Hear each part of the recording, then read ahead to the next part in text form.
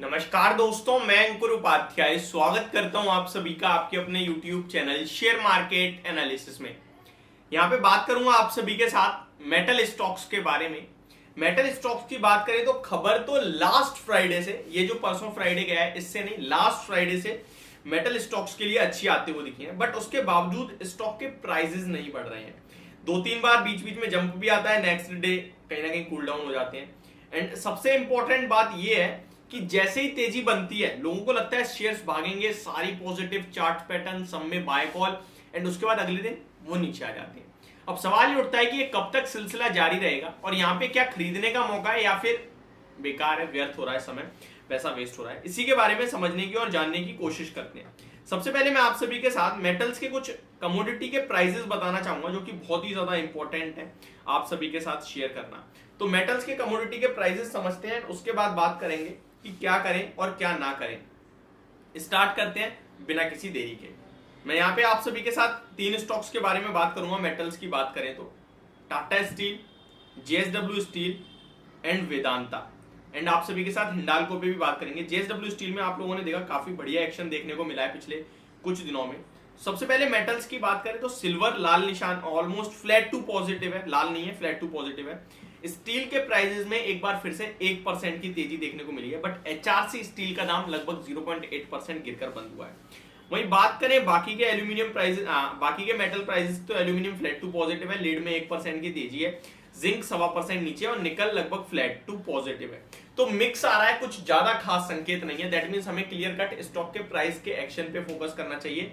Commodity के price में कुछ ज्यादा फोकस नहीं है। एक तरफ स्टील के दाम ऊपर है तो एचआरसी स्टील के दाम नीचे है, तो वो प्लस माइनस हो गया है। लेड बिल्कुल फ्लैट है, निकल थोड़ा सा फ्लैट तेजी में है, तो कुछ ज्यादा खास नहीं है। तो स्टॉक स्पेसिफिक ही समझने की और जानने की कोशिश करते हैं।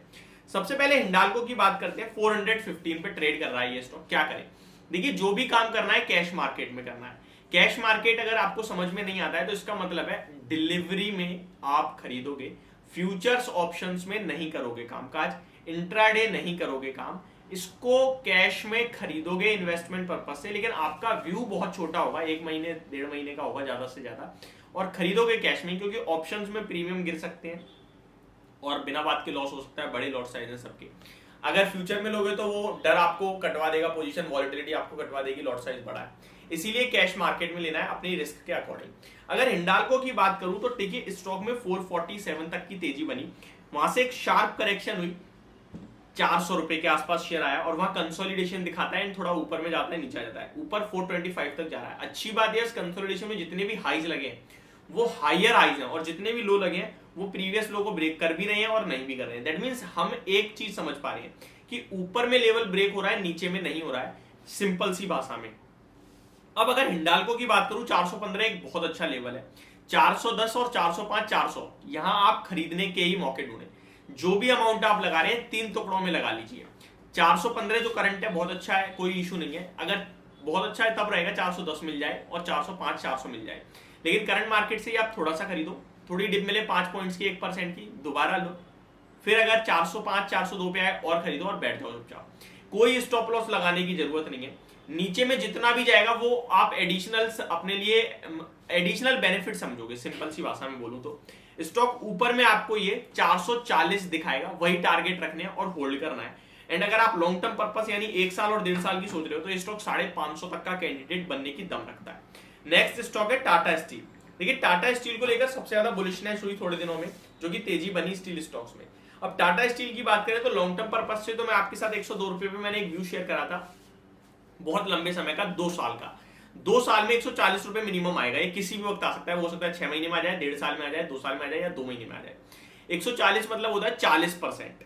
2 साल का मैं मैक्सिमम व्यू ले रहा हूं, तो 20% के पर ईयर रिटर्न होगा, जो कि मुझे तो बढ़िया लगते हैं। बट अगर शॉर्ट टर्म की बात करूं तो 1 साल का चार्ट खोलोगे आप तो हेड एंड शोल्डर बन रहा है 1 साल के चार्ट पे, आप ध्यान से देखेंगे तो पता चलेगा।